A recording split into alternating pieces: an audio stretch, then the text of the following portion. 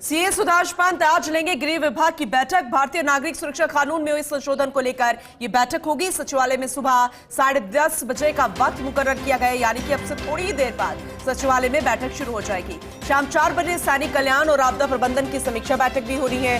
दोपहर 12:30 बजे निःशक्त जनों को 30 जून 2016 से प्रमोशन से जुड़े मुद्दों को लेकर भी बैठक होनी है, यानी कि लगातार ये महत्वपूर्ण बैठकें जो है वो शुरू होनी है। अब देखा जाए तो सुधांश पंत पूरे तरीके से एक्टिव मोड में नजर आ रहे हैं। गंभीरता उनकी है क्योंकि अभी भी लताड़ लगाई थी और अधिकारियों के प्रति वो नाराजगी जताते नजर आए थे जो समय पर नहीं पहुंचते हैं। अब गृह विभाग की बैठक है। अब जरा सोचिए, एक महत्वपूर्ण विभाग सुरक्षा कानून में संशोधन को लेकर बैठक है और 10:30 बजे बैठक होनी है। तो यह अहम जानकारी। शीर्ष अधिकारियों के नदारद मिलने से मुख्य सचिव सुधांश पंत नाराज होते नजर आए। करीब 20 मिनट रुकने के बाद 9:40 पर अरण्य भवन में मुख्य सचिव सुधांश पंत का औचक निरीक्षण। मुख्य सचिव के पहुंचने पर हाउस से शीर्ष अधिकारी नदारद मिले। इस वक्त की बड़ी खबर, एपीसीसीएफ उदय शंकर, अनुप्रसाद, राजीव चतुर्वेदी सहित कुछ अधिकारी नदारद मिले। शीर्ष अधिकारियों के नदारद मिलने से मुख्य सचिव सुधांश पंत नाराजगी जताते नजर आए।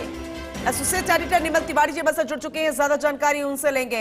निर्मल जी, जरा विस्तार से बताइएगा क्योंकि गंभीरता कितनी है सुधांश पंत की वो तो हर कोई जानता है, लेकिन नाराजगी जो जताई गई है किन अधिकारियों के प्रति वो जरा विस्तार से बताइए।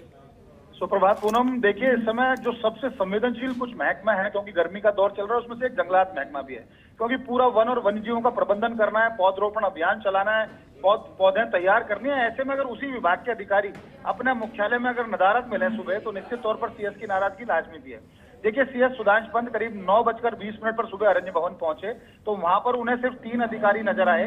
सबसे पहले केसी अरुण प्रसाद वहां पर थे, उसके अलावा जो एपीसीसीएफ उदय शंकर है वो वहां पर थे, राजीव चतुर्वेदी वहां पर थे, सुरेश वहां पर थे। अब उसके अलावा कोई भी अधिकारी वहां नजर नहीं आया, क्योंकि शीर्ष स्तर के अधिकारी में हो मुनीश गर्ग की बात करें या दूसरे अन्य अधिकारी की अगर बात करें, अरिंदम तोमर की बात करें या उनके सहित कोई जो दूसरे शीर्ष अधिकारी हैं, चारों मतलब जो जिन पीसीसीएफ की हम बात करते हैं वो वहां पर उनको दिखाई नहीं दिए। तो सीएस एक बार उन्होंने नाराजगी जताई। उन्होंने संबंधित अधिकारी से पूछा कि कौन कितने बजे आता है। वहां फाइलों के बारे में उन्होंने देखा, इतनी फाइलें किस तरह से पेंडेंसी फाइल्स की है। उन्होंने लगातार इस बात की भी जानकारी लेनी चाहिए कि कौन कौन स्टाफ समय पर आता है, कौन नहीं आता। और पूरे मतलब जितने भी ब्लॉक थे अरण्य भवन के, सभी ब्लॉकों में उन्होंने चक्कर लगाया। करीब 20 मिनट उस दौरान रुके। उस 20 मिनट में उनको इन 4 अधिकारियों के अलावा कोई दूसरा अधिकारी नजर नहीं आया। तो उन्होंने साफ तौर पर फटकार लगाई कि संबंधित अधिकारी क्यों नहीं आते, और उनसे अब वो पर्सनली भी बात करेंगे कि क्योंकि वो उधर नदारद उनको मिले कि क्या अगर वो कहीं दौरे पे थे तो क्या उन्होंने उसकी जानकारी दी, और दौरे पे नहीं थे तो क्यों नहीं ऑफिस पहुंचे।